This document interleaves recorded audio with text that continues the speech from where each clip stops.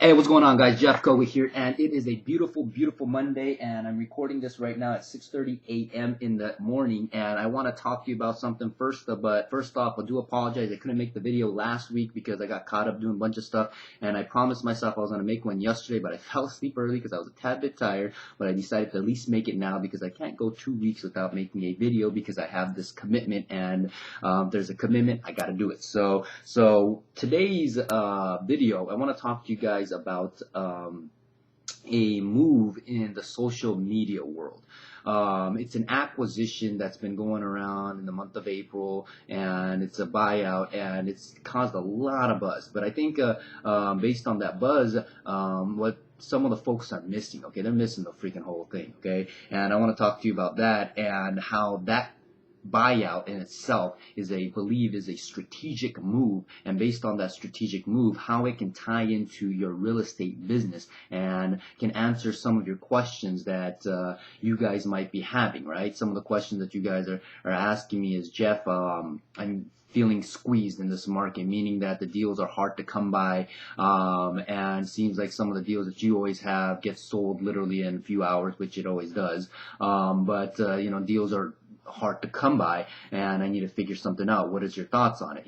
That's the kind of type of questions that I get. But I'll answer that in the second part. But let's go back to the first part on the social media world. Why? Because I believe social media is becoming the next hip thing. I've been saying it for a very, very long time, and it's becoming more active in the real estate community. You see more realtors using it. You see more real estate investors using it. I see some realtors out there that are using it very, very good. Now, some of the folks are using it terribly, okay? I'll kind of jump into that is, and remember, social media is a place to actually socially, bond with folks and actually make friends, and actually, you got to engage in communication and go back and forth, okay? It's kind of like you're going to a party and you're actually engaging with folks, cocktail party as they call it, right? And talking with folks, okay? It's not a door-to-door stuff that you should be using marketing. I see some of you freaking realtors out there, some of you investors that are out there that constantly spam people's walls saying, I got this for you, I got this for you, okay? So imagine you go to a freaking party and you do that to someone and you say, here you go. You don't even know the person, or you barely know them, and be like, here, this is what I got to offer, this is what I got to offer, this is what I got to offer every single day. Are they going to freaking like you, or are they going to go ahead and befriend you, or are they going to freaking put a block on you like I do to some folks, okay? So don't do it. Don't be that douchebag that's doing that, okay? Give content, answer questions, engage in communities, engage in questions and stuff like that, right? But back to the acquisition of month of April. If you don't know, you've been living under a freaking rock, is Instagram has been bought out by Facebook. Finally, it's official, for a tune of $2 billion, billion with a B, and in Instagram has been only around for like 500 freaking days, okay? So the creator of that is probably having a blast, right? So would you invest 500 days out of your life to go ahead and sell something for $2 billion, right? That's freaking amazing. I wish I did that. So, but it's $2 billion. Now, but why is that move so big, right? Because in my opinion, I think Facebook, and especially Mark Z, if you don't know who Mark Z is, Zuckerberg, I think he's a freaking brilliant man, okay? I think he is a genius, okay? Why? Is because he bought it, in my opinion, at a very, very cheap price. Okay, in terms of cheap as in what his total market cap he has, right? One of the reports I was reading is just that acquisition, $2 billion, only comes out to 1% of the market cap. So you only spent 1% of the market cap acquiring another 30 million users, or it might be more since actually they open up to the Android world, right? And the big part about it is this, is that, in my opinion, he acquired it in a way.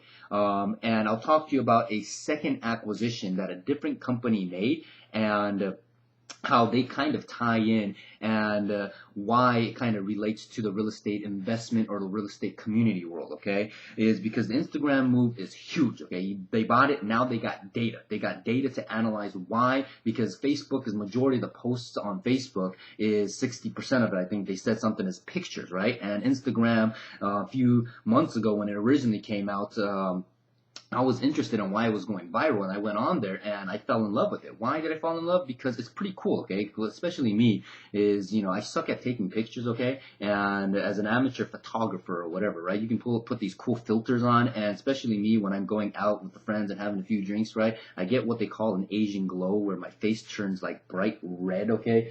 Probably close to like this face, like that, okay? So when I do Instagram, I can do the filters and I can make it look like I'm not that red, so that's pretty cool. So I liked it. But it's gone viral and I bought it. But the big part is the data that they gathered, the Facebook data that they gathered. So now they can go ahead and see what's happening. And my prediction is when the IPO is released, is that Facebook is probably going to do PPC or pay-per-click advertisement on mobile to generate more revenues for the company. And I think that's a strategic move that they made and why they acquired Instagram. Now, one of the other parts that the regular news isn't talking about, the tech world has sort of got a buzz going on, is the actual acquisition of a move that Microsoft made. Microsoft bought $1 billion worth of patents from AOL, right? AOL, remember that, right? I remember AOL 1.0, and when you plug it in, it goes, and I thought it was the coolest thing that I ever done. And going into those chat forums, right? Anyone that knows that back in the days, right? ASL. No, I'm just kidding, right? So they bought $1 billion worth of patents, and just today, okay, the 30th of April, okay, guess what Microsoft did, right?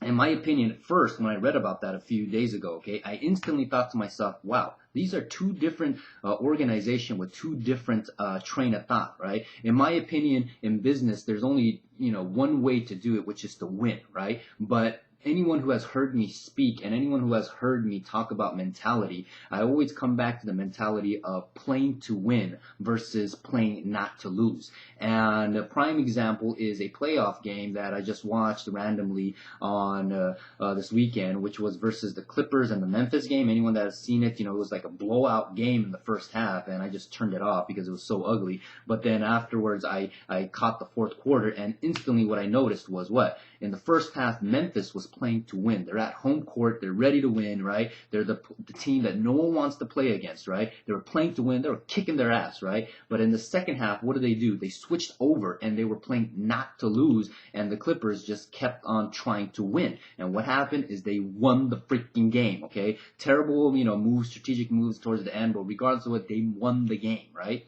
And those are same things in the concept that you have to actually have as running your own business, or if you're looking to get started, or if you're taking your business to the next level. Why? Because like the move like Facebook made, right? In my opinion, that move that Facebook made to acquire Instagram was an offensive move, okay? They actually bought it to acquire the data. They bought it because they saw it going viral. They didn't want anyone else buying it, right? So they bought it. But the good move was it was only 1% of the market cap, so it's ridiculously cheap.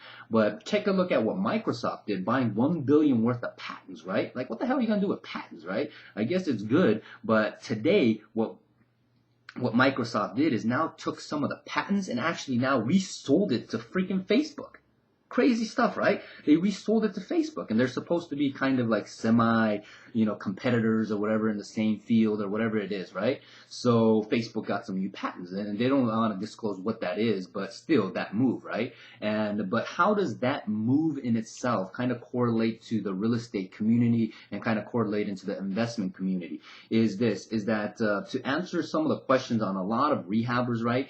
Because a lot of the rehabbers I talk to, if they're not doing tremendous amount of huge volume, they're only good as their last deal, meaning that their money and income is, only good as their last deal. And if that's the case, I've been hearing a lot of folks saying I'm getting squeezed, and the thing about being squeezed is that the new investors are coming in and they're saying that either one, the banks aren't giving the big discount. Why? Because they're not giving big discounts because people are bidding up the property prices, right? But your flip out price is staying the same. So if it's getting bid up, you're getting squeezed in a sense, right? So they asked me saying, Jeff, how do you stay profitable, or how do you go ahead and attack that? Now I said, yeah, you can attack it, or, what do you do? Go to a different market, right? Or go to a different strategy, right? And that's where it kind of comes into play on that Facebook Microsoft play comes into play, is that I always tell any rehabbers that are rehabbing, meaning that if you're doing the right thing, you're making offers, you're making contacts, you're building relationships and referrals and so forth, right? So when that happens, you're getting leads that are coming in. Now, because you're getting leads and they know you as a player that has physically closed in the past, or because of, what have you done and so forth, they're giving you leads. Now, if they're giving you leads, the question is, what if that lead that you got, right, is not in an area that you're comfortable rehabbing in? Why? Because you only want to do like Central LA, you only want to do the San Gabriel Valley, you want to do the San Fernando Valley, you only want to do South Bay, you want to do, that kind of stuff, right? And if you get leads in otherwhere, would you take those down? Now, the question you have to be able to answer is, I would say monetize it, right? Meaning that if you can't take it down for whatever reason, I would say still go tie it up, in my opinion. Why? Because what you can do is you can wholesale it to guys like us, wholesale it to someone else, and then now you have a different profit channel that is coming into your business instead of being solely reliant on just the rehab flip, right? Because if you technically want to do this in a mathematical calculation, okay, which most gurus or whatever never talks about, is this, okay, is that if you want to flip one property a month, or meaning one flip out a month, meaning that if you're flipping out on one, you have to actually acquire one also, right? So you get that, you know what I'm saying? So that means that you're doing 2 transactions a month, at least to be flipping out one property a month. And now if you're doing one property a month, and let's just say it nets you $40,000, then that's a pretty good month, right? Now, to do that, right, what is your rehab time? If your rehab takes you, let's just say 6 months, that means you have to have 6 months worth of deals in your pipeline, right? So if that happens, you have to have at least 5 in there, because one leaves and one comes back in. You get what I'm saying? So at any given time, you have to be managing those types of deals. So that's a tremendous amount of volume that you're actually doing just to do one. And that's where some folks have very difficulty on doing that, or they're only doing like one a quarter or whatever the freaking thing is. But the point of the matter is this, it kind of goes back to like the Facebook, Microsoft stuff, right? After Microsoft bought those patents, what do? They turned back right around and sold it to Facebook for a profit. So basically, their acquisition on those rest of those patents, right, is about to be like break even, right? What a freaking brilliant move on Microsoft, right? So, which is a good part. So it's kind of the same situation with you guys in the investment world. Is what I recommend is, if you're getting leads and you're doing what you're supposed to be doing, you should be getting leads from everywhere, from referrals and this and this and that. And as a rehabber, you might only have a comfortability of doing maybe certain types of rehab. Maybe you only want to internally configure the layout or the footprint of the building. You may not want to add square footage like we do, right? Or you may just are comfortable just doing the kitchen, bathroom, and carpet and paint stuff, right? And you don't like to do the heavy construction stuff, right? So if that's the case, I would still say wholesale those deals and make something out of something, right? Because you invested that time and energy to either write the offer, to cultivate that relationship, and so forth. And I believe that's how it should be done. So that way all investors, community, the realtors, and all, it's kind of working together as a whole. So that way everyone can stay profitable, everyone can make the, and grow their organization together. So hope that helps. And one last rant, man. Okay, one last rant. Okay, this is me, just ranting off. Is just obnoxiously, this was like obnoxious number that I saw. Okay, and when the market tanked, I used to trade stocks, so I follow stocks pretty closely. But I had a conversation about a company that actually made $128 million a day last quarter. $128 million a freaking day. Okay, and guess what that company is? Where's my phone?